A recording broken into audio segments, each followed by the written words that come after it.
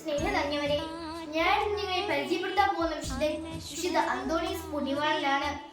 പോർച്ചുഗീസിലെ Lisbon എന്ന പട്ടണത്തിൽ 1195 അദ്ദേഹം ജനിച്ചു. ഫെർണാണ്ടോ എന്നായിരുന്നു മാമോദീസ പേര്. 15-ാം വയസ്സിൽ അദ്ദേഹം അഗസ്റ്റീനിയൻ സഭയിൽ ചേർന്നു. 17-ാം വയസ്സിൽ അദ്ദേഹം സാന്താ ക്രൂസ് അഗസ്റ്റീനിയൻ മൊണാസ്ട്രിയിൽ പ്രവേശിച്ചു. അവിടെ അദ്ദേഹം 9 വർഷം ആഴമായ പഠനത്തിൽ ഏർപ്പെട്ടു. ബൈബിൾ മുഴുവൻ ഭാഗവും മനഃപാഠമാക്കുന്നതും പഠിക്കുന്നതും പരിശീലിക്കുന്നതും അദ്ദേഹം ഇവിടെ വെച്ചാണ്. 25-ാം വയസ്സിൽ അദ്ദേഹം മൊറോക്കോയിൽ മിഷൻ പ്രവർത്തനത്തിൽ ഏർപ്പെട്ടിരുന്ന 5 സന്യാസിമാരെ കണ്ടുമുട്ടി. അവർ പിന്നീട് തിരിച്ചു വന്നത് 5 മൃതശരീരങ്ങൾ ആയിരുന്നു. ഈ സംഭവം അദ്ദേഹത്തെ ആഴത്തിൽ സ്പർശിച്ചു. അപ്പോൾ അദ്ദേഹം തീരുമാനിച്ചു, എനിക്കും ഈശോയ്ക്ക് വേണ്ടി ഒരു രക്തസാക്ഷിയാകണമെന്ന്.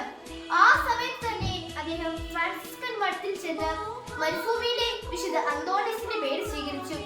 വിശുദ്ധ അന്തോണീസ് ഒരു വചന പ്രഘോഷകനായി മാറി. ഒരു പട്ടണത്തിൽ അദ്ദേഹം പ്രസംഗിച്ചുകൊണ്ടിരിക്കുമ്പോൾ ആളുകൾ താല്പര്യം കാണിക്കുന്നില്ല എന്ന് മനസ്സിലാക്കിയ അന്തോണീസ് മത്സ്യങ്ങളോട് വചനം പ്രസംഗിച്ചു. മത്സ്യങ്ങൾ കൂട്ടമായി വന്ന് വചനം ശ്രമിച്ചു. 1224 തെക്കേ ഇറ്റലിയുടെ സുപ്പീരിയറായി അന്തോണീസ് നിയമിതനായി. ഗ്രിഗറി 9-ാം പാപ്പയുടെ നിർദ്ദേശപ്രകാരം വടക്കേ ഇറ്റലിയിലെ പാദുവ എന്ന സ്ഥലത്ത് വചന പ്രഘോഷകനായി. നിരവധി അത്ഭുതങ്ങൾ അന്തോണീസിലൂടെ ദൈവം പ്രവർത്തിച്ചു. ദിവ്യകാരുണ്യം അടങ്ങിയ കരുതയും നിരവധി രോഗികൾ സുഖപ്പെട്ടതും മരിച്ചവർ ഉയർപ്പിക്കപ്പെട്ടതും അന്തോണീസിലൂടെ ദൈവം പ്രവർത്തിച്ച അത്ഭുതങ്ങളിൽ ചിലത് മാത്രമാണ്.